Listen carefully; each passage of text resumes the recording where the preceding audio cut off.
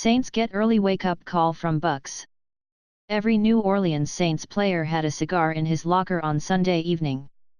Many of the men wore hats and shirts that boasted about the team claiming the 2017 NFC South Championship. But, the mood in the locker room didn't feel celebratory.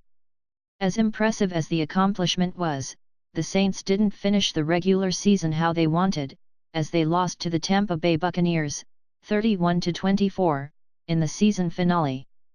It was a gut-wrenching loss for the Saints as the Buccaneers sealed the win with a 95-yard drive that ended on a 39-yard touchdown reception by Chris Godwin with 9 seconds remaining. But, if the Saints had to lose again this season, they're glad it happened Sunday. "We just got woken up," linebacker Manti Te'o said. In so many ways, Sunday's loss served as a wake-up call for a Saints team that has been riding high for much of the season. Since losing their first 2 games of the year, the Saints haven't lost consecutive games as an 8-game winning streak helped propel them to an 11-5 finish and their first division title since 2011. "We know it's a good accomplishment, but at the end of the day we lost to a team we shouldn't have lost to," defensive tackle Tyler Davison said.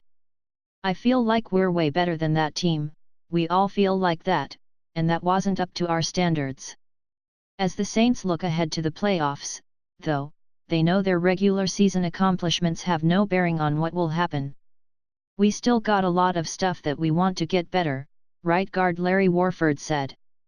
Saints coach Sean Payton has said after multiple wins this season that some of the team's mistakes could cost them in other games, and that proved to be the case Sunday.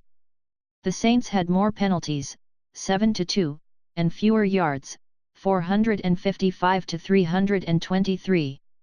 The Buccaneers were better on third downs, converting 72% compared to the Saints' 50%.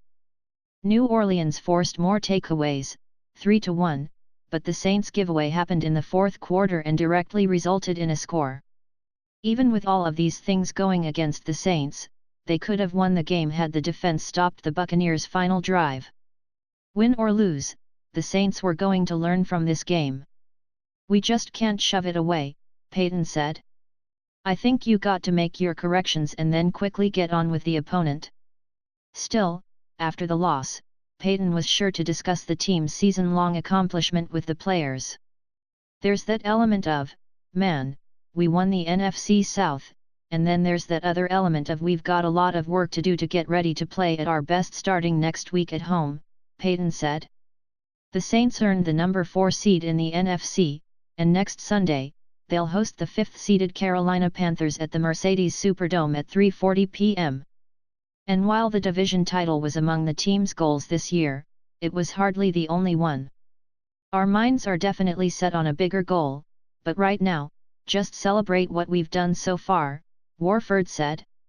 With how the Saints' season started, and coming off 3 straight 7-9 finishes, players were glad to make a statement with the division title, no matter how it happened. "We were counted out of this whole thing," cornerback Ken Crawley said. "I mean, they had us at the bottom of the division at the beginning of the season.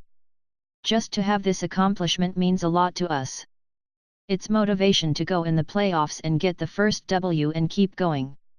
Players young and old will one day revel in the Saints' division title, but for now, the players are hoping for 4 more wins. "From here on out, everything matters," Te'o said. "And, like I said, I'm just glad that this kind of thing happened now. We got a little fire going, and we'll carry it on to next week."